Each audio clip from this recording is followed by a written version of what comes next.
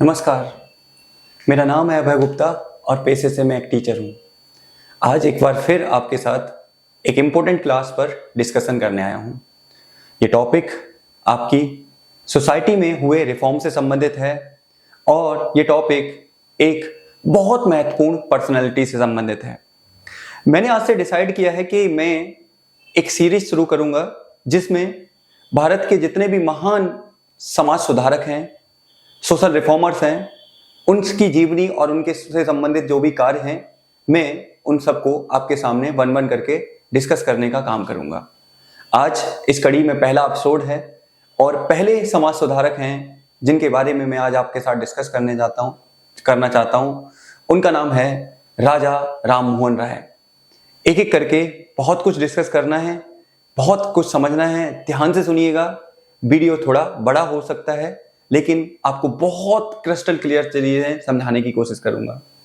ये क्लास उन बच्चों के लिए सबसे ज्यादा इंपॉर्टेंट है जिनके पास सोशियोलॉजी है, जो समाजशास्त्र के स्टूडेंट हैं या समाजशास्त्र पढ़ रहे हैं या समाजशास्त्र के बारे में इंटरेस्ट रखना चाहते हैं, खास करके 12th क्लास के बच्चे। इसके अलावा जो बच्चे 10th क्लास में हैं, ओपन से कर रहे हैं, उनके लिए भी बहुत ज्यादा इंपॉर्टेंट है क्योंकि उनमें भी ये टॉपिक डिस्कस किया गया है। तो चलो बिना देरी करे अपने टॉपिक को शुरू करते हैं।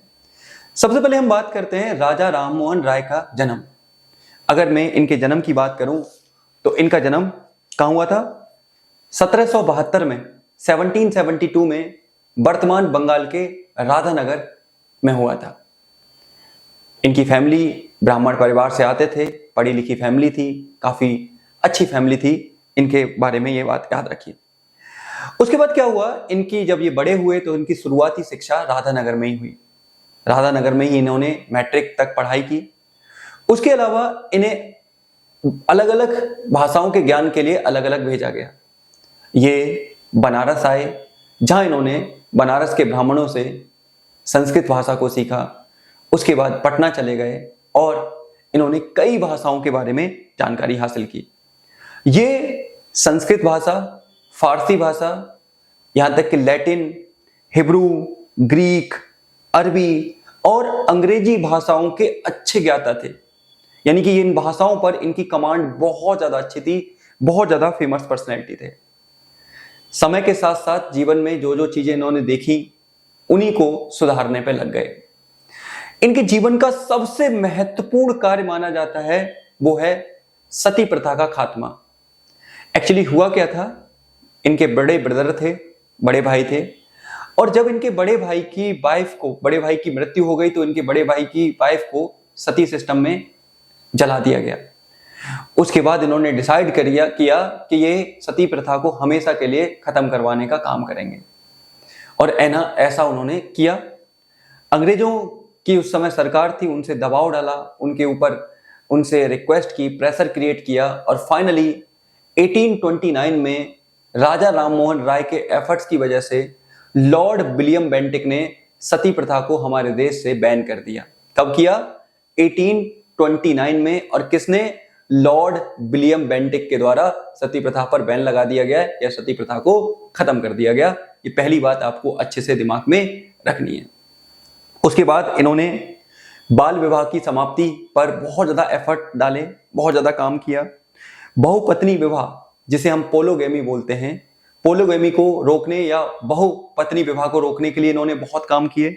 साथ ही इन्होंने जाति व्यवस्था, छुआछूत, इनको रोकने के लिए काम किए। राजा राम मोहन राय के द्वारा प्रमोट किया गया कि भारतीय लोग वेस्टर्न संस्कृति को सीखें, पश्चिमी संस्कृति को सीखें, पश्चिमी एजुकेशन को लें, जिससे हमारे देश में फैली कुरीतियों को समाप्त किया जा सके और एक ऐसा माहौल क्रिएट किया जा सके जिससे देश विकास की तरफ आगे बढ़े। इनके सामाजिक, आर्थिक और राजनीतिक विकास के चलते, सामाजिक, आर्थिक, राजनीतिक सुधारों के चलते इन्हें भारतीय, आप कह सकते हो, भारतीय आधुनिकता का अग्रदूत कहा जाने लगा। फादर ऑफ इंडियन रेनेसा कहा जाने लगा। इन्हें भारतीय पुनः जागरण का जनक कहा जाने लगा। यानी कि एक ऐसा व्यक्ति जिसने भारतीय समाज में बहुत सारे सुधार किए जिससे कि भारतीय समाज में फैली कुरीतियों को हटाया जा सके, भारतीय समाज में फैली कुरीतियों को समाज से दूर किया जा सके और इनके इन्हीं प्रभावों के चलते इन्हें क्या बोला गया, भारतीय समाज का जन्म, भारतीय समाज का सुधारक या भारतीय रेनेसां का फादर या भारतीय नवजागरण का पिता इन्हें कहा गया। ये बात याद रखिएगा राजा राममोहन राय के द्वारा। इसके अलावा इन्होंने महिलाओं के अधिकारों की बहुत मजबूती से वकालत की। जैसे पहला मैंने अभी आपको बताया, सती प्रथा का खात्मा, बाल विवाह का खात्मा। इसके अलावा इन्होंने महिला शिक्षा पर काम किया।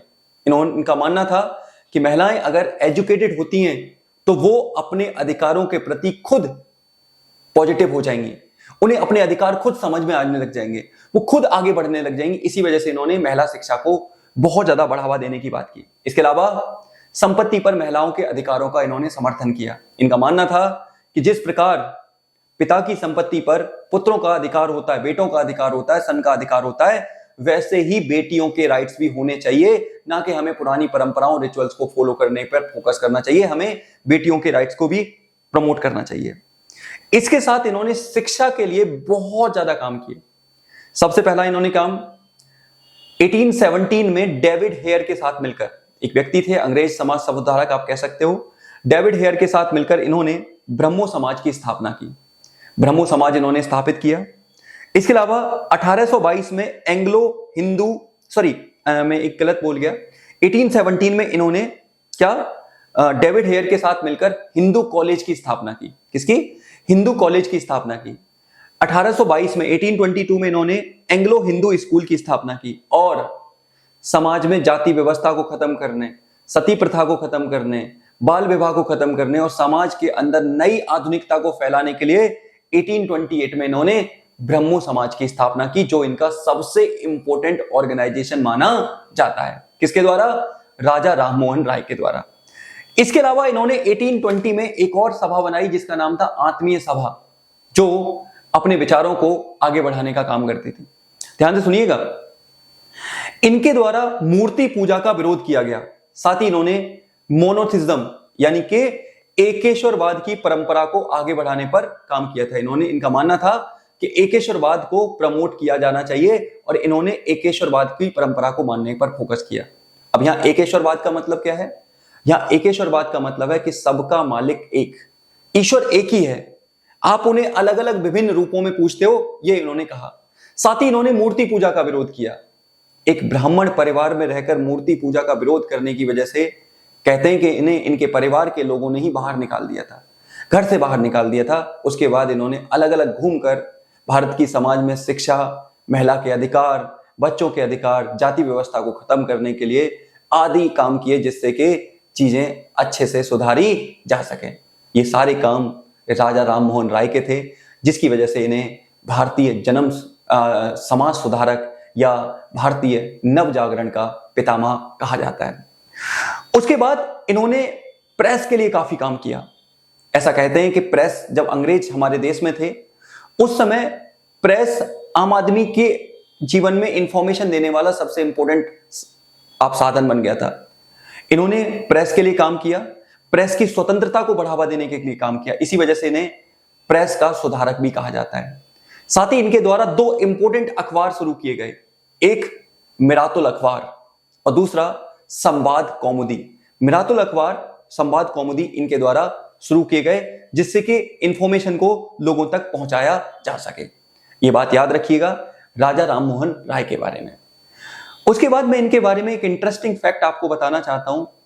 ये रियल में, वास्तविकता में कहीं के राजा नहीं थे, तो फिर इनके नाम के आगे राजा कैसे लगाया जाता है? तो इसकी पीछे एक कहानी है, मैं आपको बताना चाहता हूं। देखो, जब भारत में ब्रिटिश रूल स्टैब्लिश हो गया था ना, तो उस समय भारत में जो मुगल शासक थे वो पूर्ण रूप से पेंशनर बन गए थे अंग्रेजों के, और वो अंग्रेजों से पेंशन लेते थे।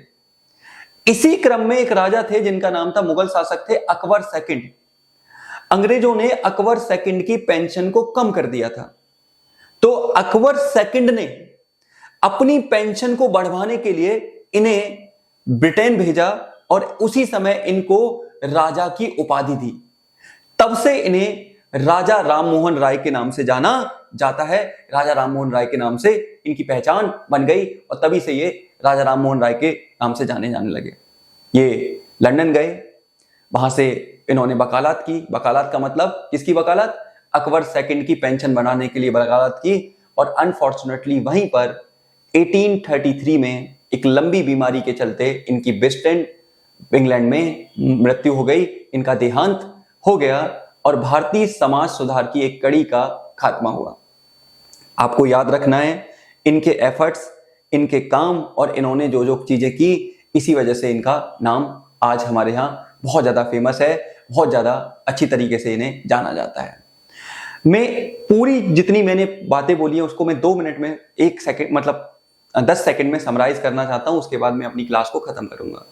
मैंने कहा इनका जन्म राधानगर बंगाल में हुआ, ब्राह्मण परिवार से आते थे और भारतीय समाज में सुधार के लिए इन्होंने काफी काम किए। जैसे 1829 में इन्होंने सती प्रथा को खत्म करवाया, बाल विवाह को खत्म करने के लिए इन्होंने काम किया, जाति व्यवस्था, छुआछूत को समाप्त करने के लिए इन्होंने काम किया। एजुकेशन में इन्होंने डेविड हेयर के साथ मिलकर इन्होंने हिंदू कॉलेज की स्थापना की। बाद में 1822 में इन्होंने एंग्लो स्कूल की स्थापना की। 1828 में इन्होंने किसकी? ब्रह्मो समाज की स्थापना की, जो कि समाज सुधार के लिए जाना जाता था। इसके अलावा इन्होंने मिरातुल अखबार और खंबात कौमुदी नामक अखबार की इन्होंने प्रकाशन किया। बाद में 1830 में अकबर सेकंड के द्वारा इन्हें ब्रिटेन भेजा गया और यहीं पर इनको राजा की उपाधि दी गई और 1833 में इनकी डेथ हो गई। ये थे राजा राममोहन राय के बारे में इंपॉर्टेंट काम जो जो इन्होंने किए थे, जो जो इन्होंने अपने काम किए थे।